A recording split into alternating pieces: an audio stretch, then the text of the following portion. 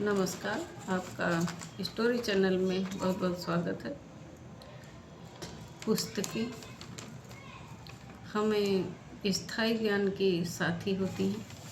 पुस्तकें जो लिख गए हमारे पूर्वज, बहुत से लेखक हैं जो पुस्तकें लिखी हैं, उन्हीं के ज्ञान को हम अर्जित करके अपनी संस्कृति को बनाए हुए क्या हुआ था ऐसा ज्ञान मिलता है।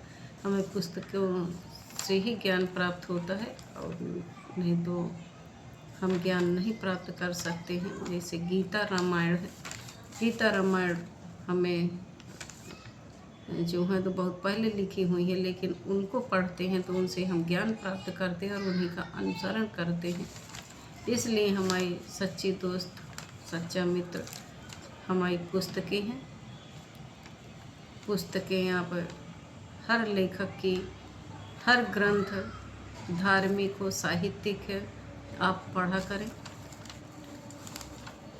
जैसे टीवी मोबाइल चलाते हैं तो उनमें भी देख सकते हैं, लेकिन आप जो ग्रंथ लिखे हुए उनको पढ़ें, उनसे ज़्यादा ज्ञान मिलता है।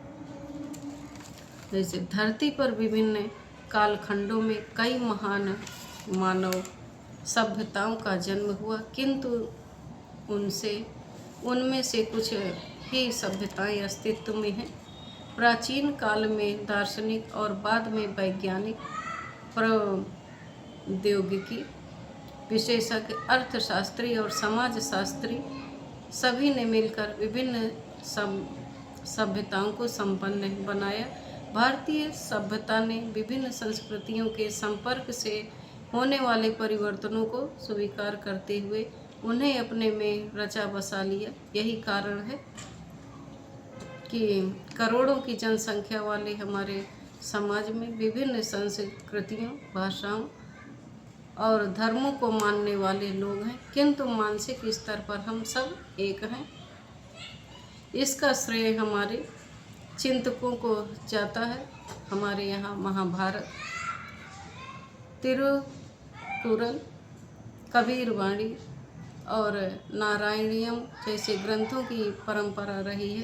प्रत्येक धर्म का कोई न कोई ग्रंथ है जो आज भी कायम है। किसी अच्छी पुस्तक के संपर्क में आने और उसका संग्रह करने से जिंदगी हमेशा के लिए खुशहाल बन जाती है। अच्छी पुस्तकें हमारी स्थायी साथी बन जाती हैं। कई पुस्तकें काफ़ी पहले लिखी गईं, किंतु वे अब भी हमारा जीवन भर मार्गदर्शन करती हैं और आगे भी कई पीढ़ियों को दिशा दिखाती रहेंगी। कला जिंदगी की खूबसूरती को बड़ी नज़ाकत से पेश करती है। यह मानव के अस्तित्व को अर्थ देने के साथ साथ उसे शक्ति भी प्रदान करती है। 12 साल की उम्र में अल्बर्ट आइंस्टीन ने अपने पथ प्रदर्शक मैक्स टाल्मुड से यूक्लिडियन जियोमेट्री पर एक पुस्तक पाकर विस्मय का अनुभव किया था।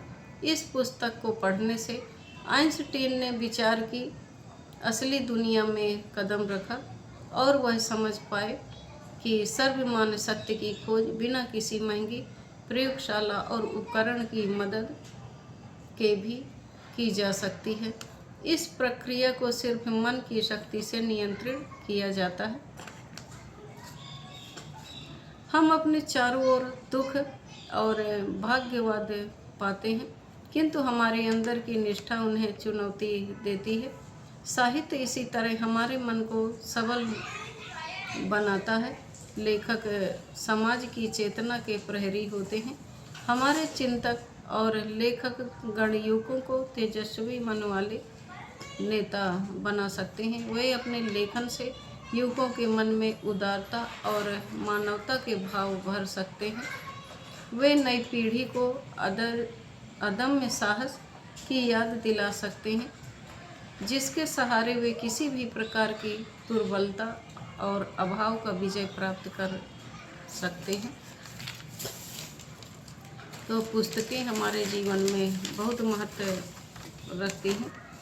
जैसे गीता या रामायण है, उसमें हम नहीं जानते कि पहले क्या हुआ था क्या नहीं हुआ, हमको ज्ञान नहीं है।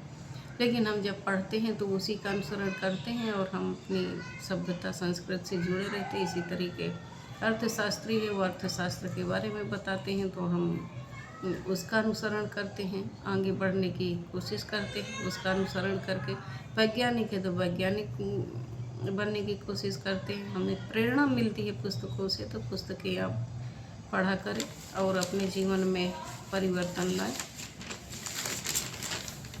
दुनिया बदल रही है, आपको भी बदलना होगा, भले ही उसी तरह से नहीं पर उसके समानांतर तो बदल ही सकते हैं। आप पढ़ें और ज्ञान प्राप्त करें। वीडियो अच्छी लगी है तो सब्सक्राइब करें, लाइक करें, शेयर करें। धन्यवाद।